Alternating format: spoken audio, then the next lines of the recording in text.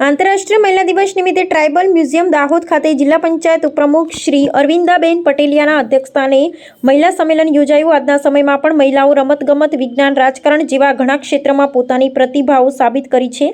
જિલ્લા પંચાયત ઉપપ્રમુખ શ્રી અરવિંદાબેન પટેલિયા આજે સરકાર પણ મહિલાઓને સમાન હકો અને તકો આપવા પ્લેટફોર્મ પૂરું પાડવા बनता तमाम प्रयासों कर रही है। कलेक्टर श्री योगेश निरगुड़े आंतरराष्ट्रीय महिला दिवस निमित्ते ट्राइबल म्यूजियम दाहोद खाते जिला पंचायत उपप्रमुख श्री अरविंदाबेन पटेलियाना अध्यक्षस्थाने महिला सम्मेलन योजवामां आव्युं हतुं। महिला અને બાળ વિકાસ અધિકારી શ્રી રોહન કુમાર ચૌહાણે મહાનુભાવ સહિત ઉપસ્થિત સૌનું શાબ્દિક સ્વાગત કરી સૌ બાળકોને મહિલા દિવસ નિમિત્તે શુભેચ્છાઓ પાઠવી હતી। ત્યારબાદ કાર્યક્રમની શરૂઆત દીપ પ્રાગટ્ય થકી કર્યા પછી દોલતગંજ પ્રાથમિક શાળાની નાનકડી બાળાઓએ સ્વાગત ગીત રજૂ કરી કરવામાં આવતી હતી।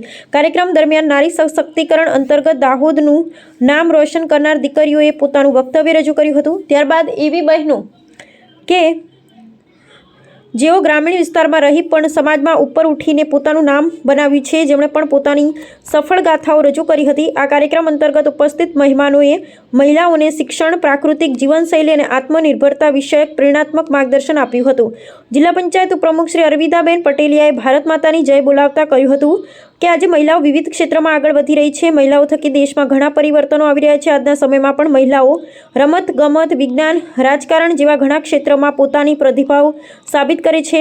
આપણી સરકાર મહિલાઓને વિવિધ યોજનાઓ થકી પણ પોતાના વિભાગો દ્વારા મદદ કરી રહી છે। દાહોદ જિલ્લા કલેક્ટર શ્રી યોગેશ નિરગુડે આ સંદર્ભે પ્રેરણાત્મક પ્રવચન આપતા કહ્યું હતું કે મહિલાઓ પોતે પોતાની સમક્ષ માનવું જોઈએ।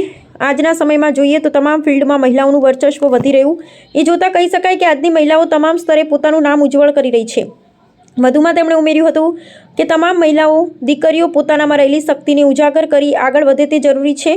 આજે સરકાર પણ મહિલાઓને સમાન હકો અને તકો આપવા પ્લેટફોર્મ પૂરું પાડવા બનતા તમામ પ્રયાસો કરી રહી છે, જેનો સૌ મહિલા દીકરીઓએ લાભ લેવો જોઈએ। આ કાર્યક્રમ દરમિયાન ઉપસ્થિત મહાનુભાવ વરદ હસ્તે લાભાર્થી બહેનોને સહાયના મંજૂરી હુકમ, સન્માનપત્રો, ટ્રોફી તેમજ માતા યશોદા એવોર્ડ વિતરણ કરવામાં આવ્યા હતા। કાર્યક્રમના અંતે બેટી બચાવો બેટી પઢાઓ માટેની પ્રતિજ્ઞા લેવામાં આવી હતી। આ કાર્યક્રમ દરમિયાન પ્રાંત અધિકારી શ્રી મિલિંદ દવે, જિલ્લા પ્રોગ્રામ ઓફિસર શ્રી ઈરાબેન ચૌહાણ, દાહોદ પૂર્વ જિલ્લા પંચાયત પ્રમુખ શ્રી શીતલ વાઘેલા, દાહોદ મામલતદાર શ્રી પ્રદીપસિંહ ગોહિલ, દાહોદ તાલુકા વિકાસ અધિકારી શ્રી આંગણવાડી બહેનો સહિત મોટી સંખ્યામાં બહેનો ઉપસ્થિત રહ્યા હતા। અહેવાલ ચંદુભાઈ મોહન।